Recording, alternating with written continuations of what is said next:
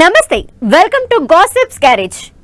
అధికారం గల్లంతైన తర్వాత వైసీపీకి అసలు సిసలు కష్టాలు తెలుస్తున్నాయా? అధికారం ఉన్నన్నాళ్ళు పదవులు అనుభవించిన వారు ఇప్పుడు ఖర్చు పెట్టాల్సి వస్తోందని సైడ్ అయిపోతున్నారా? మంత్రులుగా ఎమ్మెల్యేలుగా 5 ఏళ్లు పనిచేసిన వారు ఇప్పుడు పార్టీకి ముఖం చాటేయటానికి కారణమేంటి?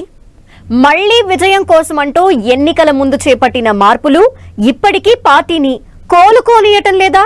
100 నియోజకవర్గాల్లో వైసీపీకి సరైన నాయకత్వం లేదని జరుగుతున్న ప్రచారంలో నిజమెంత?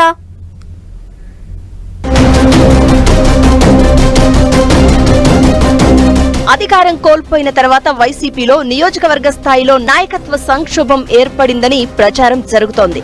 ఎన్నికల ముందు చేపట్టిన మార్పులతో కొంతమంది మాజీ ఎమ్మెల్యేలు పార్టీకి దూరం అవగా, ఓటమి తర్వాత కూడా పలువురు నేతలు పార్టీని వీడేందుకు క్యూ కడుతున్నారు. ఈ జాబితాలో మాజీ మంత్రులు, మాజీ ఎమ్మెల్యేలు ఉండడంతో నియోజకవర్గ స్థాయిలో వైసీపీకి నాయకత్వ సమస్య ఏర్పడుతోంది అంటున్నారు. ఏలూరు, పొన్నూరు, పిఠాపురం వంటి నియోజకవర్గాల్లో వైసీపీని నడిపించే నాయకుడే లేరని ప్రచారం జరుగుతోంది. ఇలా రాష్ట్ర వ్యాప్తంగా దాదాపు 100 నియోజకవర్గాల్లో వైసీపీ ఇన్ఛార్జీలు సరిగా పనిచేయడం లేదని, వారి వ్యవహారం చూస్తే పార్టీ బాధ్యతల నుంచి తప్పుకోవడానికే ప్రయత్నిస్తున్నట్లు కనిపిస్తోంది అంటున్నారు.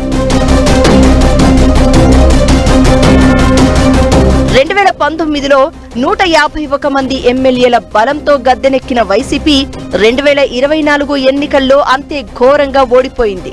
ఈ ఓటమిని ఊహించని వైసీపీకి చెందిన మాజీ ఎమ్మెల్యేలు, మాజీ మంత్రులు ఒక్కొక్కరుగా పార్టీ నుంచి తప్పుకోవడానికి ప్రయత్నిస్తున్నారు అంటున్నారు. చాలా మంది మాజీ ఎమ్మెల్యేలు నియోజకవర్గాల్లో అసలు కనిపించడం లేదు అంటున్నారు.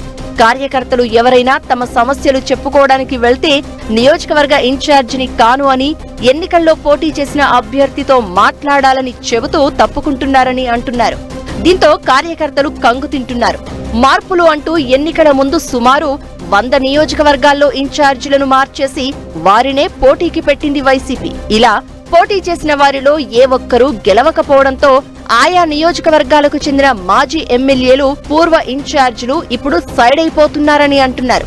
ఇక ఎన్నికల్లో పోటీకి హుషారుగా ముందుకు వచ్చిన నేతలు సైతం ప్రతిపక్షంలో పార్టీ ఇన్ఛార్జిగా కొనసాగాలంటే చాలా ఖర్చవుతుందని, అంత ఆర్థిక స్తోమత తమ వద్ద లేదంటూ చేతులెత్తేస్తున్నట్లు ప్రచారం జరుగుతోంది.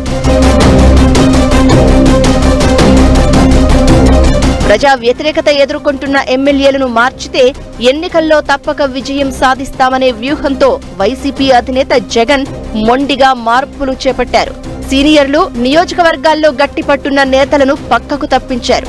దీంతోనే ఎన్నికల్లో ఘోరంగా ఓడిపోయారనే విశ్లేషణలు ఉండగా, ఎన్నికల అనంతరం కూడా వారిని పట్టించుకోలేదని టాక్ వినిపిస్తోంది.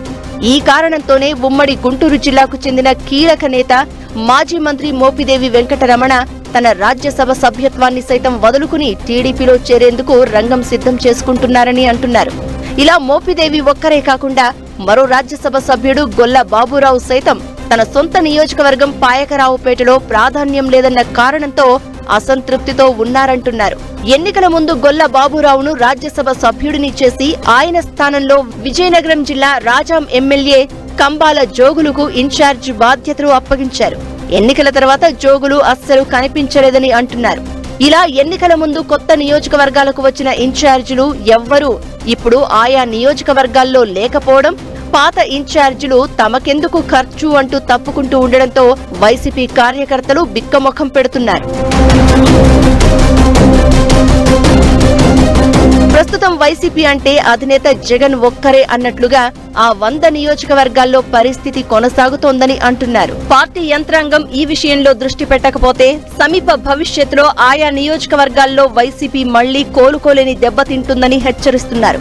మొత్తానికి ప్రస్తుత పరిస్థితులు గమనిస్తే 100కు పైగా నియోజకవర్గాల్లో వైసీపీకి నాయకత్వం లేదనే విషయమే స్పష్టమవుతోంది.